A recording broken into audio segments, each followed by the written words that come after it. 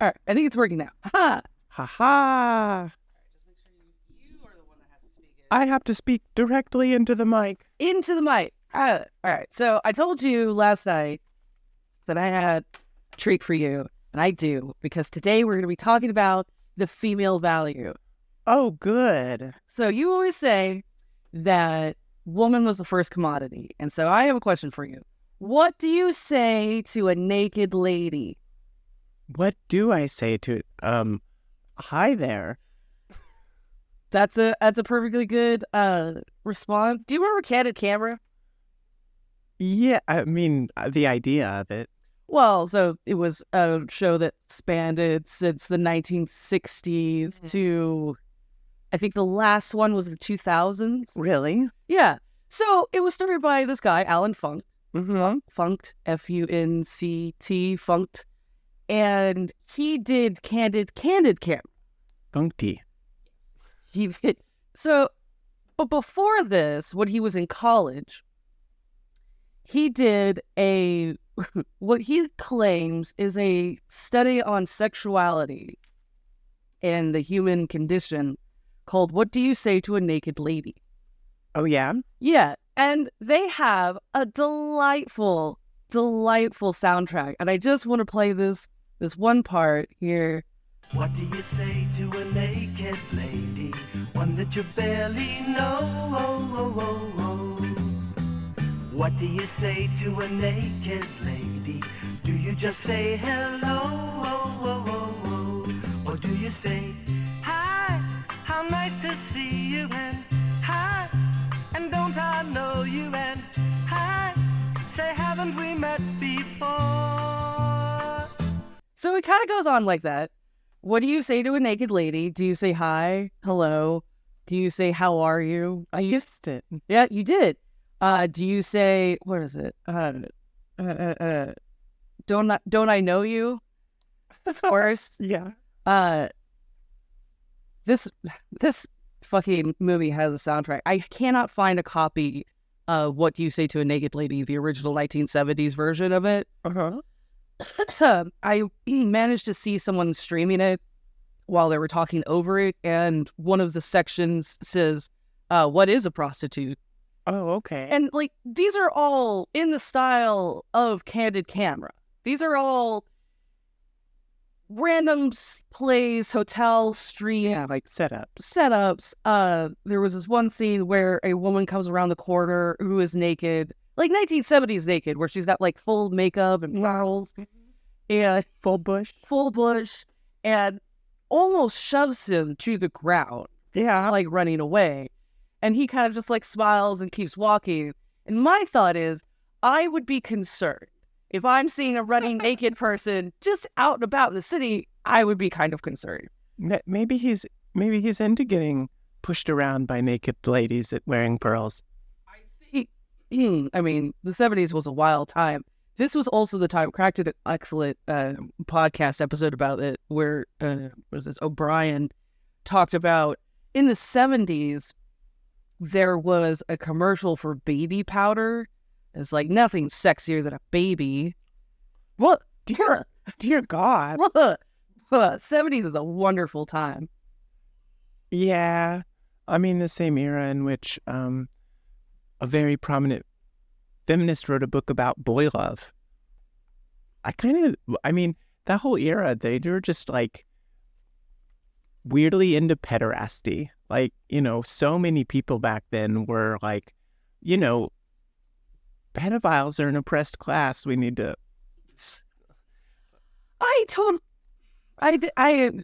We're gonna get into that. So I'll hold off on my comments on pederasty. But you managed to guess where we're going with this. Okay, fun. So I watched. By fun, I mean not fun. Not super fun. So I watched like Candid Camera. Candid Camera.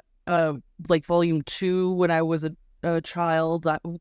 Back in the day when there used to be independent VHS rental places, kids could just rent things like that would just go by, the person working at the store, right? And they just thought, oh, this is Candid Camera, not seeing the extra candid in there. And so me and my brother, thinking we got away with something, would watch it. And it was fine. Again, I remember one of the setups was there was a naked lady behind a one-way mirror, and this guy was helping someone move furniture, and anytime he passed by the mirror, the light would come on and there would be a naked lady. So it was kind of like gaslighting him. And that's funny. So Red Alert Media did a review when they got Candid Camera Volume 6, which was the penultimate of the volumes. And I think it only went to 7. But Jay describes one of the scenes where he's been told that he's going to do like a job interview or something in a hotel room. Okay, yeah, so that's always sketchy. Right. And when the naked lady walks into the room to be the candidate for this job, the guy is looking around like the cops are going to come. Yeah. All of the pranks at this point, this is probably early 1990s when this volume was coming out. He is done. Like, Alan Funk is done with his life and now just wants to see naked women and is paying effectively softcore porn models to come in and do this. Okay. He also describes one of the men as looking like he just smoked crack at a bus stop. Yeah. I feel like he's just being a little harsh. He just looks like a regular guy that you would find in 1970s, like New York or wherever they're at the point. Or not 97. I mean, what does someone who just smoked crack at a bus stop look like exactly? He definitely looked disheveled and his hair was wild. But again, he looked like a guy, just a regular guy that wasn't expected to be on fucking camera. I'm sure, like, if you've ever seen the people of Walmart nonsense, they just like most of those people are just regular people. We all look embarrassing when we're not trying, right? Right. But yeah, for instance, I still have yesterday's lipstick on. Or just forgot to take it off last night. But the soundtrack for What Do You Say to a Naked Lady was done by self-proclaimed Jingle King, writer and composer of many popular jingles of the 60s through 80s for like Budweiser and Exxon. Exxon's great. Here Comes the King. If you've never heard of that, I have actually heard this, and it's a very silly jingle, but yes, he wrote that one, and he also wrote Spearmint's Carry the Big Fresh Flavor. In 2016, in an interview with Robert Siegel, on All Things Considered, he says, you know the difference between a symphony and a jingle? It's that symphony writers use more paper. This man is an asshole. Yeah. This is just a genuine fucking asshole. And he was a 70s man. He wrote the entire soundtrack for What Do You Say to a Naked Lady, including another such clip as this. Rape is not as easy as it looks, the way you read about in books from the library. In the corner of your room where your mother wouldn't see, it's a tragedy. You can't see my face, but I'm very startled by that. So that song is called Rape Is Not As Easy As It Looks. Yeah, I figured that out. Written and performed by Steve Carman. And it's the second track in the album in the soundtrack for What Do You Say to a Naked Lady? And one of the lyrics, of course, it goes on to say, like, rape is not a toy for boys to play with. And I'm trying really hard to be like, is this pro or anti? You're making it very confusing. Yeah. It's got a lot of like great. It's a little ambivalent about rape, perhaps. It is, especially with other great tracks like Let's Get Down, Too Bad You Can't Read My Mind, and Just a Little Mystery. Just a little? Just a Little Mystery. It's that one also has like some philosophical underpinnings that I feel are probably true. We'll get into that a little bit, but I wanted to kind of like talk about, I just wanted to go through like the Candid Camera, like where we started out as reality television. Oh, yeah. Okay, I could kind of see that. Because I think Funk really figured out, much like most people, that pretty ladies get you ratings. Yeah. And Sex sells or whatever. it's not just sex, it's specifically like the sex object. Like Right. like, look, guys, you should really Yes, I think I see where you're going with this. and so sociologist Danielle, what is her name? Lieberman notes in her recent book, True Story, What Reality TV Tells Us About Ourselves. For all its extreme personalities and outlandish premises, reality TV reflects how regressive we truly are. How regressive are we? So Kim Kardashian, who is a famed, successful reality TV star, she's worth $1.8 billion. Oh, That's a lot of money. yeah. She has managed to leverage her attractiveness very savvily. She has managed to like make her brand. She created like, I guess, what was it, 2007, Keeping Up with the Kardashians. Yeah. There are parody songs about it. I actually looked up exactly. I wanted to make sure I knew exactly how Kim Kardashian came to fame. And I don't think you could get a better rundown than Trevor Moore's Story of Our Times. Yeah. Like, sometimes you have to fuck Moesha's cousin. I guess that's just the story we have here, is sometimes you have to fuck Moesha's cousin. Because then you could be worth $1.8 billion and divorcing Kanye West. Yeah. She has 4 children. Kim Kardashian has 4 children. 2 of them were by surrogates, which she talks about pretty extensively, and I thought that was interesting. I understand because of her brand, she can't have more kids. Right. She's got to keep her body. And in fact, what was it, on the Met Gala recently, or last month, Mm-hmm. there was all these news reports about, is it okay for her to wear such a tight corset? Right. It's like waist training or whatever. I don't have a problem with her having a corset. There's nothing about that bothers me. And I thought it was a really weird question that the media is asking. I like to think that they're asking it because they're interested in people's health, specifically like teenage girls' health, Yeah. mental health, and so forth, especially with all the Facebook reports that have come out in the recent years, Instagram. Oh, yeah. About self-esteem and stuff. Right. And I actually looked those up as well. But she said this. Kardashian revealed that breathing while wearing the look is an art form. But I got it, she said, as an assistant is tightening a corset from behind. I'll feel so snatched, I won't even be able to communicate to you how snatched I feel. So I didn't know what snatched meant, so I had to look that up. Snatched is the internet slang term that means something is amazing, perfect, or on point. Yeah. Okay. So she did look very snatched. Okay. And I don't think there's anything wrong with it. I mean, I found the whole affair fairly ghoulish, given that the Israelis were bombing Rafah at the time, but No, we want to talk about Kim Kardashian's small waist. yeah. That's a much more, because we can't do anything about what's happening over in Gaza unless you protest, and then you just get ridiculed. And your future gets ruined, but, go protesters. Yeah. They're very specific. The protesters, for the most part, are very specific, and it gets very annoying when media, especially right-wing media, wants to depict them as like, oh, they don't even know what they're protesting. Yeah. No, they do, and they are very specific about it, and you can go to any crowd and find fucking morons. Yeah.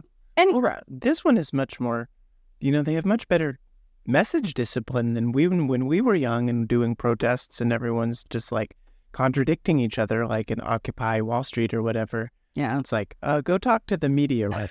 It's like, oh yeah, that would have been a good idea, but and not that it's helped their cause in media terms or practical terms, frankly. well, they'd have to be more consistent. They have to be more diligent just because of the sheer amount of information about them that's coming out. Because, we live in a much more connected world. Everyone has a fucking cell phone that we record.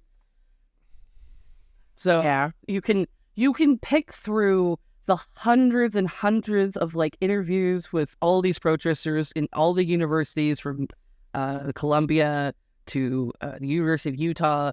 And yeah, you can find a lot of idiots. You can depict anything you want with just the sheer amount of it. But if you take it as a whole, yes, they've been very consistent about their messaging. They're not waffling about it. I just watched a fucking thing on Tim Pool, and I don't know why Tim Pool is still a thing. I hate Tim Pool. He's not very educated. He's ill-prepared to talk about these issues, and yet millions of views. He's a reflection of his audience. Who is his audience? Is it just stupid men? Yes, of course it is.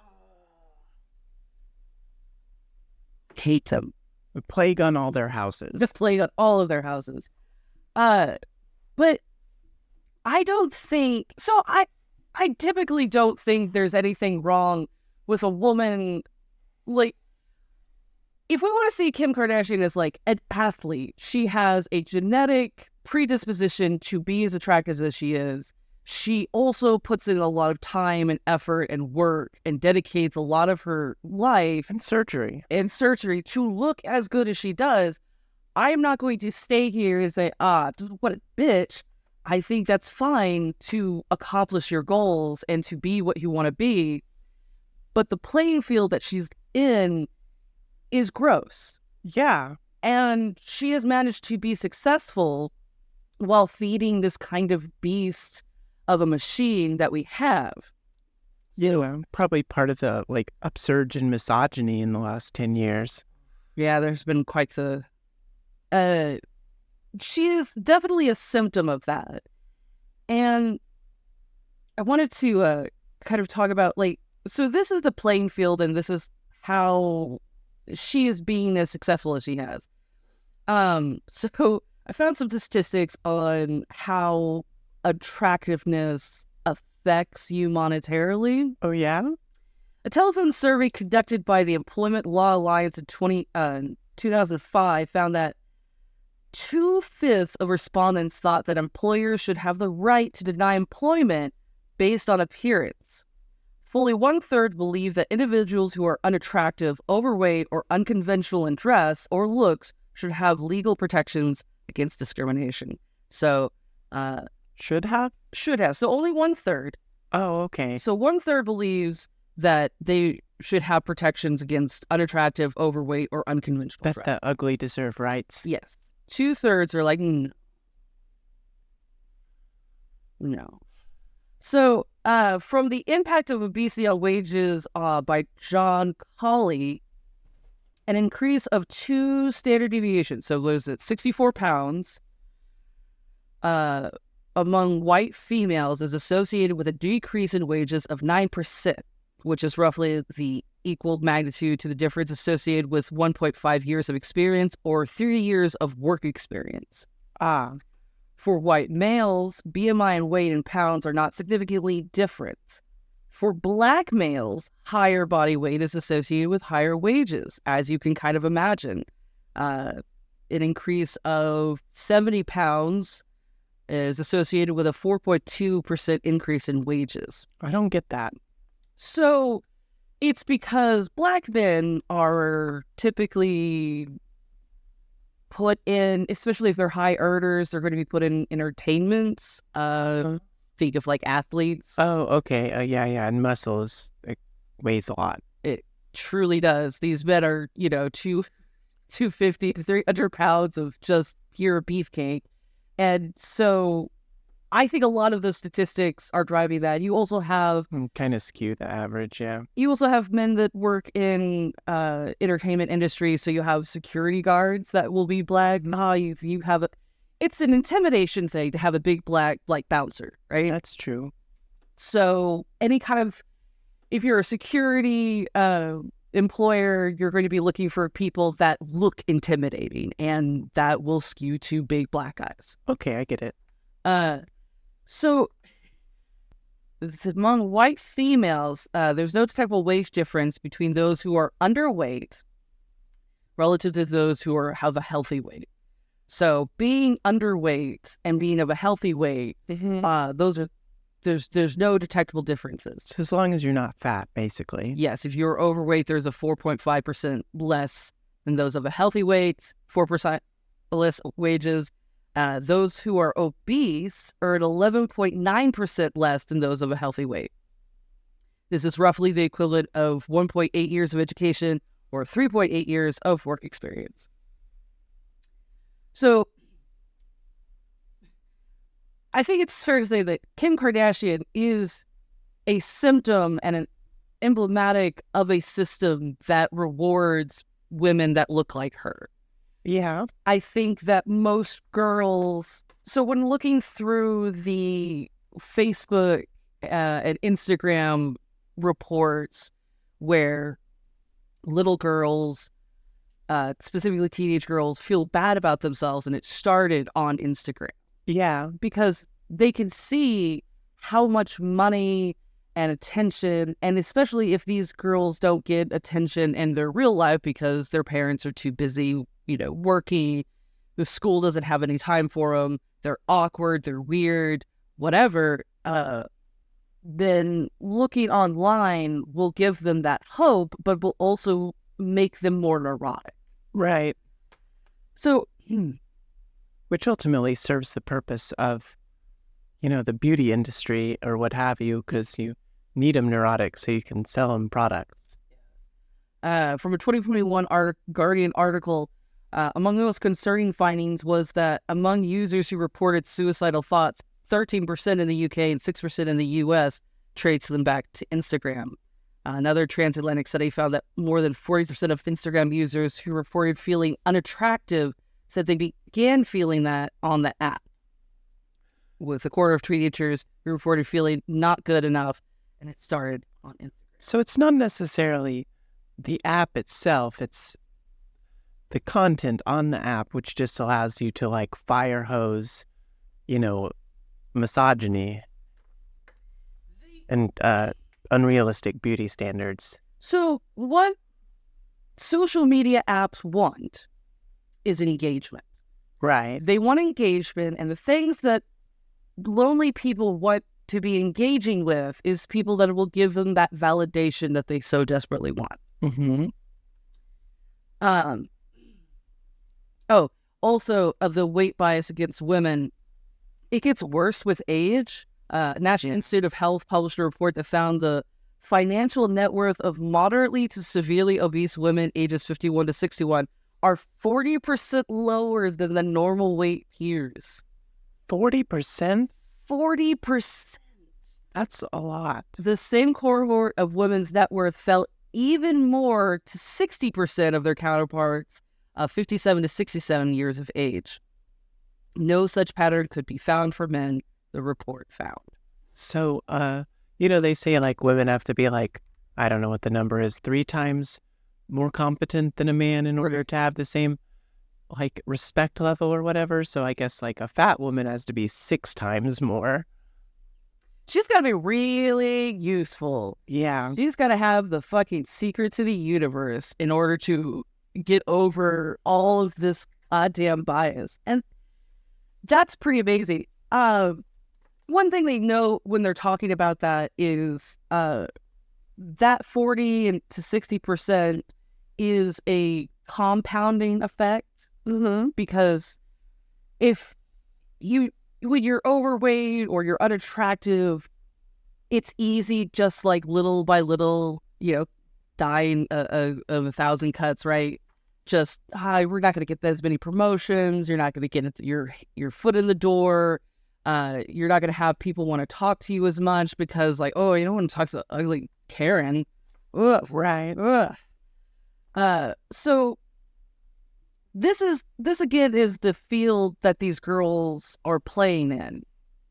But to the most dark side of the Kim Kardashian story, there are other success stories that are incredibly problematic. And this is all from the New York Times article, "A Marketplace of Girl Influencers Managed by Moms and Stalked by Men."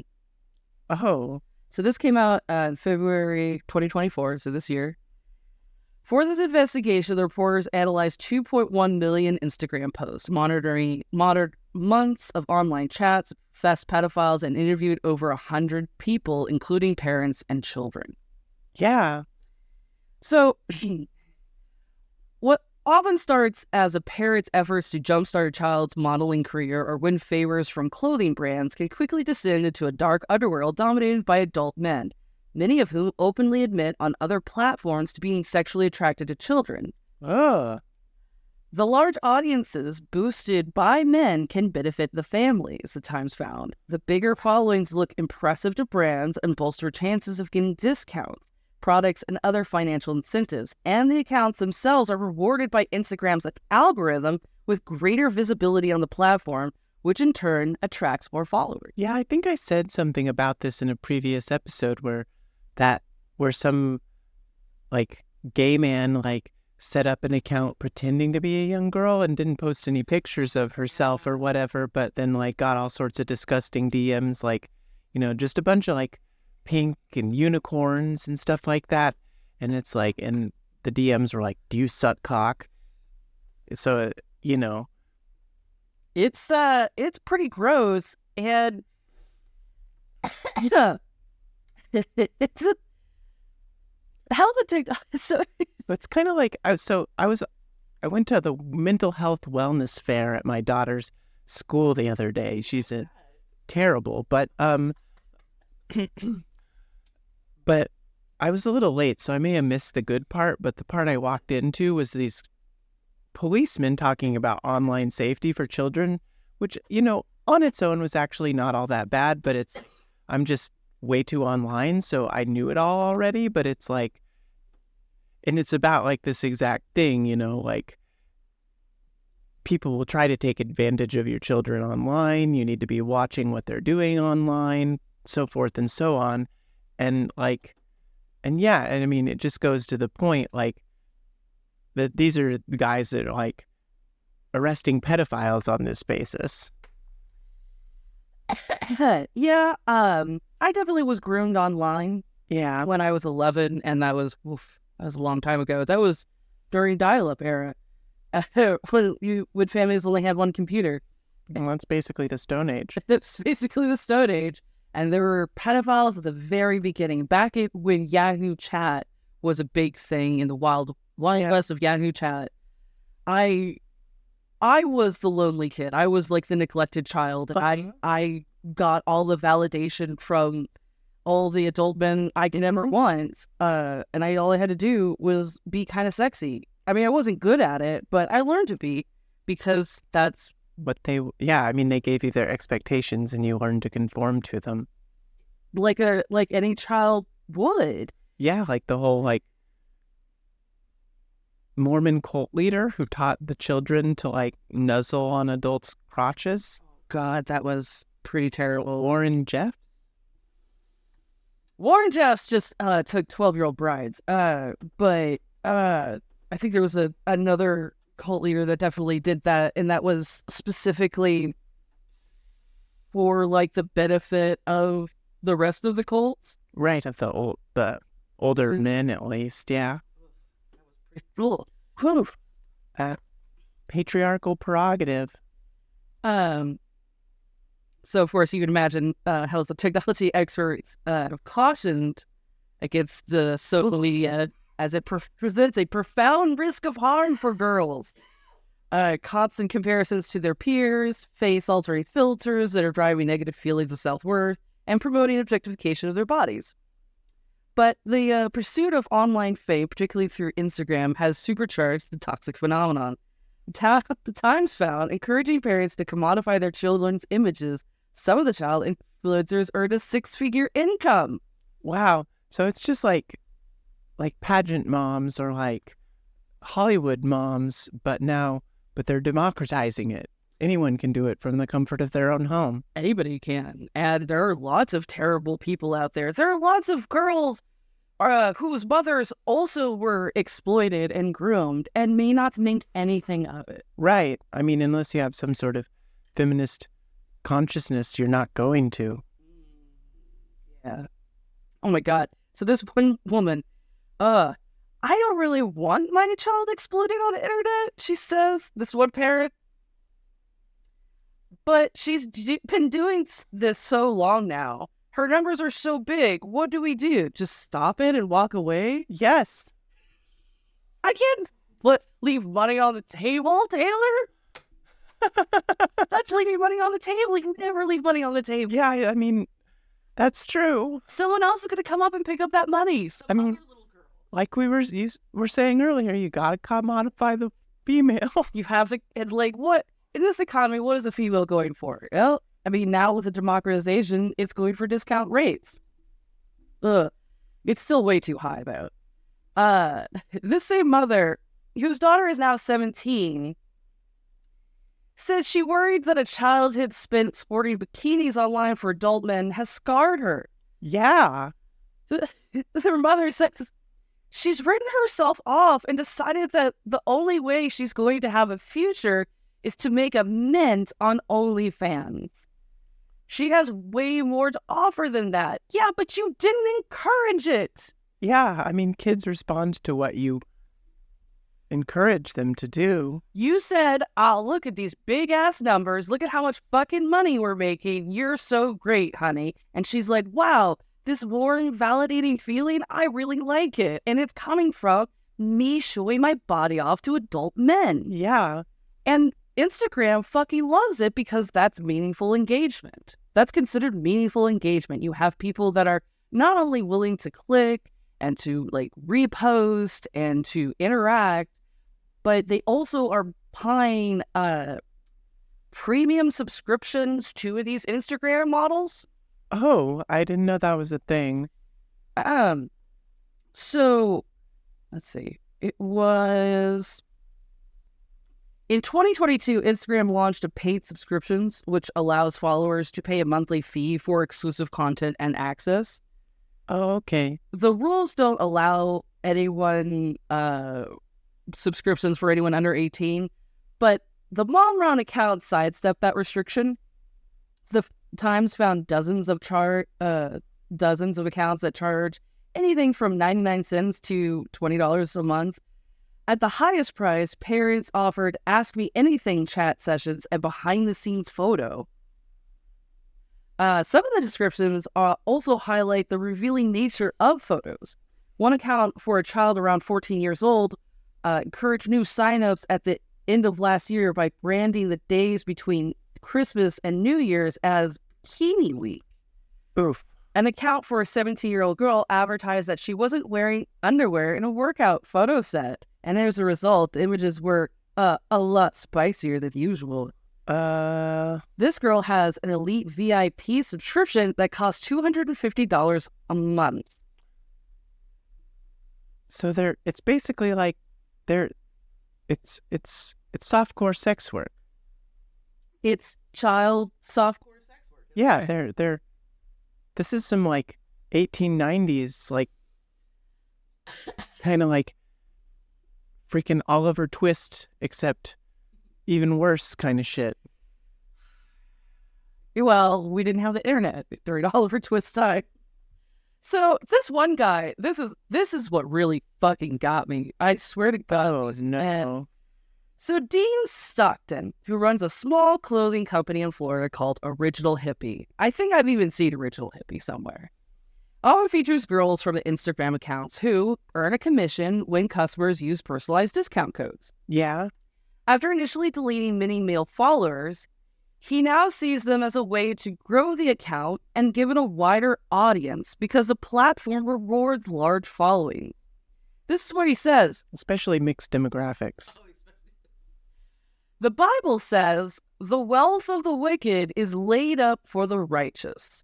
So sometimes you gotta use the things of this world to get you to where you need to be, as long as it's not harming anyone. Have you considered self-harming? Because you should. Have you considered suicide? It sounds great for you.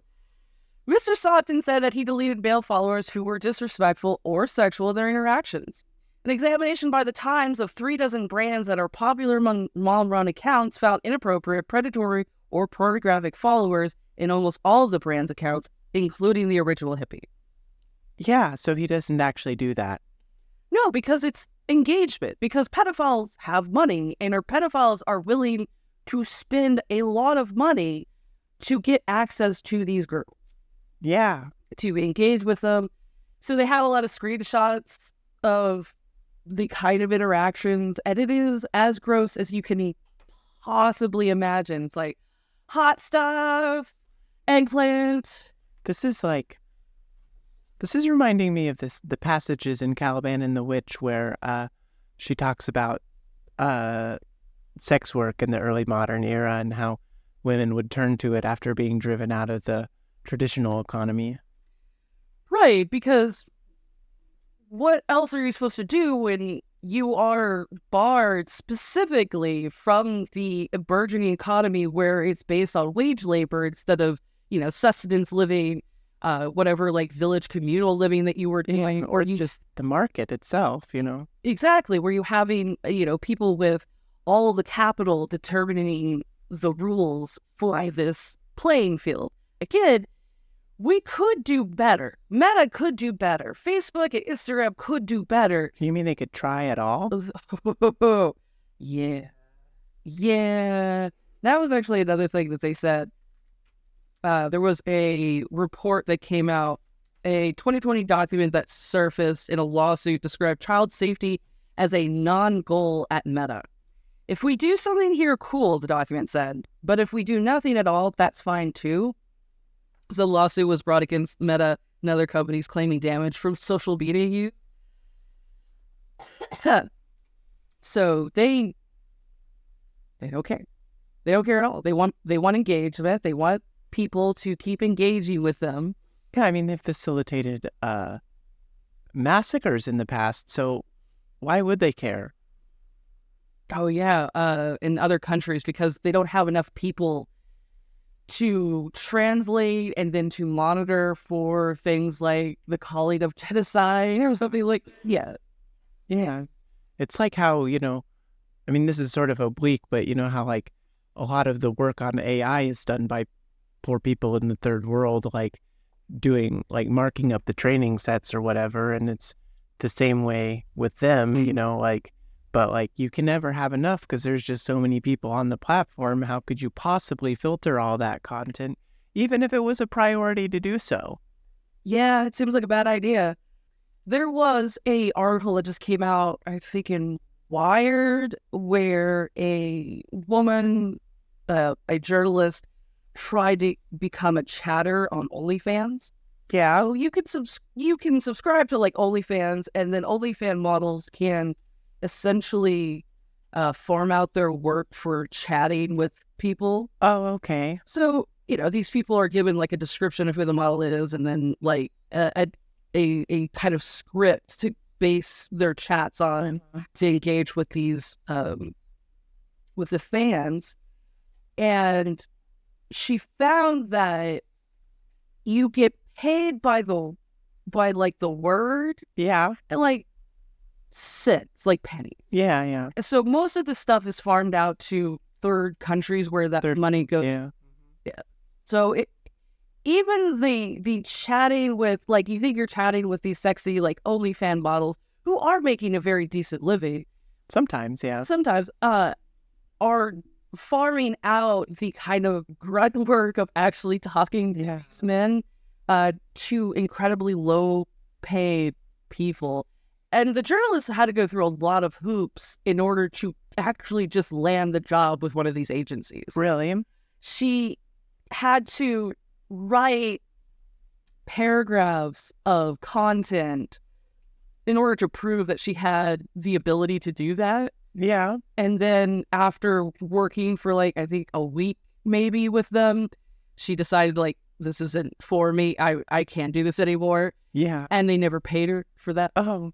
Because what are you going to do? You're going to go sue them? Like, they're in another country. Right. And nobody gives a shit about sex workers. Right. Especially sex workers that aren't actual sex workers. Like, oh, you're just chatting with people? I think even more than nobody gives a shit about sex workers, people give negative shits about sex workers. They want them to suffer and be punished and various other things like that. I mean, hence all the laws that have been passed recently of like internet security and stuff that are basically just straight up attacks on online sex work. Oh, the Sister Foster? That, and there was a new one too that's like the Heritage Foundation, I can't remember the name of it off the top of my head, but the Heritage Foundation, the art conservative evil fucks, so we're like, we're going to use this to attack LGBT content. But they passed it anyway. Wow, that's such bullshit. God, fuck though. Yes, the Save the Children banner while destroying perfectly consenting adults that are they're not actually harming anyone. Unlike Original Hippie, who is using the wicked wealth, I guess, to do good work. Right. Oh, so the other thing Meta does, so Meta not only doesn't care, but yes, like you said, negatively cares about children in the same way as sex work. Because Meta not only failed to act on multiple reports made by parents, they even restricted those who tried to police their own followers. If parents block too many followers accounts in a day, Meta curtails the ability to block or follow others. Oh, yeah, they do that. I remember being told, this woman says, I've reached my limit. Like, what? I've reached my limit for pedophiles for today. Yeah. So, Meta is not only doesn't care, but is saying, look, I know there's pedophiles, but they also have money, and we like that. So, yeah, well, you put yourself out there. You're welcome to walk away from this platform that does not care about children, but you like money too. Yeah. And in this economy, what are you going to do? Keep pimping your kids out, I suppose. Seemingly. Ugh. One parent reported a photo of erect male genitalia sent to direct messages. Another reported an account that reposted children's photos with explicit captions. Yeah. A third reported a user who propositioned her child for sex $65,000 for an hour. In a report to those three reports, Meta said either that the communications did not violate community guidelines or that its staff did not have time to review them. In other cases, Meta told parents that it's relied on its technology to determine the content was probably not a violation. Well, I think they could just pretty easily make a rule that dick pics are a violation. But the guy that said dick pic has money. I mean, and he might buy some of the products and services that these advertisers who are advertising on your account are doing. What? I mean, money does deconstruct all social codes. And money is also, an anesthetic? Yeah, dissociative anesthetic. These people are basically high on ketamine 24/7. Kids, they'll get over it. I turned out fine. Did you, though? No, I did not. That's why I'm here at the Low Value Female Podcast. Separately, the Times found comments that included links to sites identified by the Canadian Senate as treating illegal nude images of children. Yeah, I can't say I'm surprised by that. Oh, God. So you're going to love this. Oh. In recent years, conspiracy theories like QAnon, which claims Democratic politicians are trafficking children, have led to an excess amount of unfounded reports that have muddled the evaluation of child abuse tips. Oh, yeah, I read about that. They're, making it hard for actual child rescue charities to, do their work. If I were inclined to a conspiracy theory, I would think that QAnon conspiracy theory was created specifically to help pedophiles. Because if you can distract, you can't deny that pedophilia is a problem, especially online. You can't deny that people in power seem to get away with more horrendous crimes than regular people. Like Drake. Like Drake, exactly. Or R. Kelly. Or P. Diddy. P. Diddy? Yeah. All of them? Did Dog do something? Not that I know of. Boss. But you can misdirect them as to who it is. If you can say, you know those people you don't like anyway? Yeah. Them. Right. Well, that feels right. That feels really good. I mean, I have read some pretty convincing arguments that CIA is behind QAnon. Do I completely believe it? No, but, it's possible. So I believe that, but I want to make it clear that when I say I think this, I kind of agree that the CIA might be behind it, I don't think the CIA is a very competent organization or a very, cohesive organization. Their hit rate is pretty low these days. So I think that if the CIA was behind this, they were trying to accomplish something that they may or may not have actually accomplished. It might have been something incredibly stupid, like burying a particular news story, or I don't know what they would have been trying to do with this. I guess we'll never know until, 25 years. Yeah, there's another church commission someday. Someday, hopefully. God, I hope so. I hope they televise it too. Just live stream it. Yeah. Oh, so former Meta trust and safety employees describe the organization overwhelmed despite knowing the problem for years. They just are like, well, we know this is a problem. We're not going to hire any more people because, again, we like money. Yeah. And that would cut into our money. And I feel like it's fine until the U.S. government forces Meta to actually do something about it, which the U.S. government is not going to do. Instead, they're going to fucking ban TikTok, which... Right. We could talk about that, but Speaking of, this is, again, slightly unrelated, but, I was reading yesterday that, Google, they're in court because of abusing their ad stuff to, dominate the industry or something like that. And so they just... I don't know if it's going to work or not, but they just wrote the U.S. government a check for 3 times the maximum amount of damages that they're being charged with. And we're like, hey, you could just stop this. So I think that's pretty indicative, though, of tech companies' position on their own behavior. They're like, we are making hand over fist. Are we breaking the law? Yes, but we are so rich that we will just bribe the fucking government into letting us continue to break the law. Absolutely. That they do. I hate them all. Yeah, because as we've mentioned before, rules are different for the rich than it is for the rest of the people. It's like, but money is kind of our god and religion. I think in our capitalist society, I that does sound kind of ridiculous, especially the people that say that, money's our god, but it's true. We sacrifice our children on the altar of.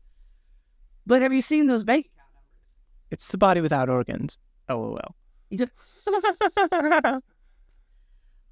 So that's all of this is to say that this is the dark side of girls have it easy. There are comedians out there that say things like, girls, you are sitting on an ATM. And Dave Chappelle say, everything we do is for pussy. All of this is for pussy. But the woman is never as long as you're willing to degrade yourself. Oh, yeah. As long as you're willing to humiliate yourself in front of them, yes, absolutely. Yeah, and traumatize yourself and just generally turn yourself into an object with a pretty little package.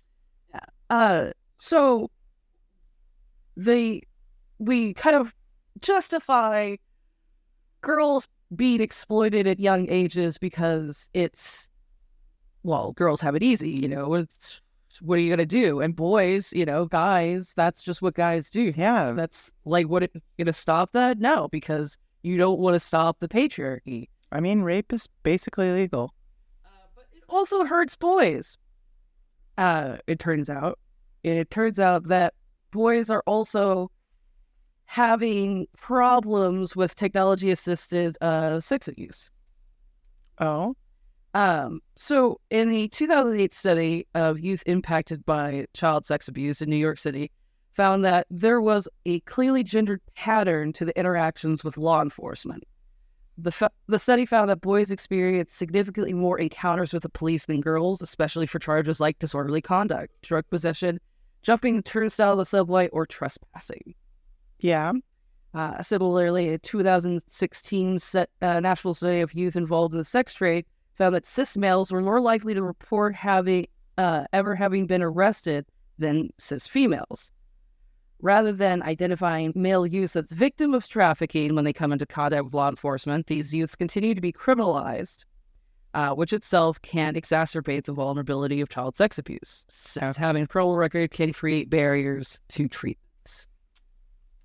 Sounds about right. So the complementarianism of girls have it easy and everything is for pussy is boys have it hard and they deserve it. As Jordan Bussard said, young men are troublesome and useless. And I mean, hence the rise of far-right masculinity influencers as well. Yeah, a lot of these guys are feeling very insecure, and there are 1,000 ways to attack and exploit insecure young people, and young men are no different. Young men are just as susceptible, and even more so, because they're never going to fucking report their abuse. Well, yeah, I mean, you can just tell them that they're better. They'll be a fag. Yeah, or like, you're above women. Yeah. You're better than women, therefore you can't be abused. So buck up, buttercup. For the Department of Psychology at the University of Gothenburg, Sweden, and technology-assisted child sex abuse, in contrast to the earlier assumption that online offenders generally have the goal of arranging an offline meeting, the studies in the thesis illustrate that the vast majority of offenders did not meet their victims offline and solely engaged with the child in online sexual activities. It's much safer. It's safer, and the idea that a fantasy is better than the reality, because the reality is going to be messy or problematic, or it's just not going to have the same oomph that a fantasy is, because a fantasy again has that excess in your head. Yeah, well, you don't really want to get what you want. No, the true horror of a desire is the satisfaction of that said desire.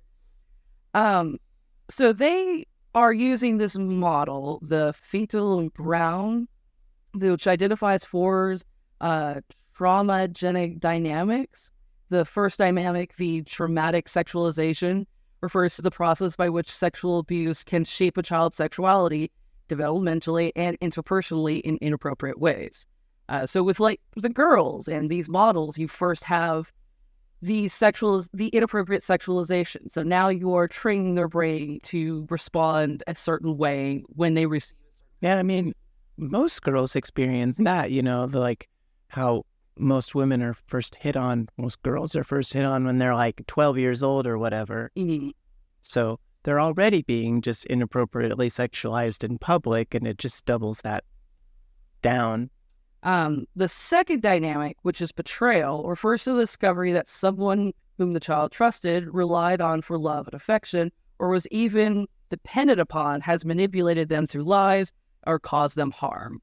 And so, you can imagine a lot of these girls from the mom-run accounts start to realize mom doesn't really care about me, especially if she's giving salacious pictures of a pedophile. It's like the Britney Spears phenomenon. Oh my God. Britney Spears kind of made me really sad. In the 8th grade, her mother took her to, the Disney, whatever auditions, and on the way back would be like, oh, I want a daiquiri. Don't you want a daiquiri? Come drink with me. Because it's sad to, drink by yourself.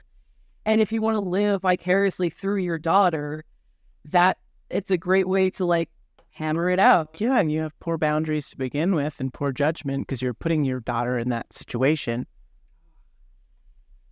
That was a really, so I do feel bad for Britney Spears and the kind of grooming that she must have experienced, but I think a lot of girls grow up with that kind of a grooming experience.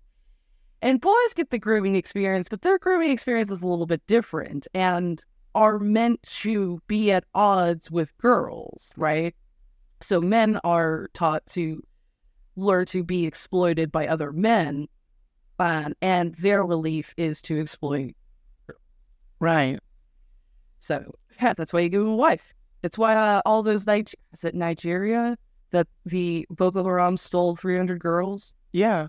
Well, I've been rereading, like I told you before we started, that I've been rereading Debt by Dave Graeber for like a critical evaluation class on his work or whatever. And it's like, he just keeps repeating this over and over in all sorts of different societies all around the world about how, like, even, you know, quote unquote, indigenous societies or whatever, like, a lot of their, like, system of social organization is organized around the trading and the swapping of women and women's rights to women's fertility. It's like, okay, well, so I did something bad to you, so I'm going to give you rights to my daughter's children once they are born, because she's currently 14 or whatever. Oh, so like Jacob in Twilight, where he imprints on Bella's baby? Yeah, I wouldn't have thought of that connection, but I suppose so.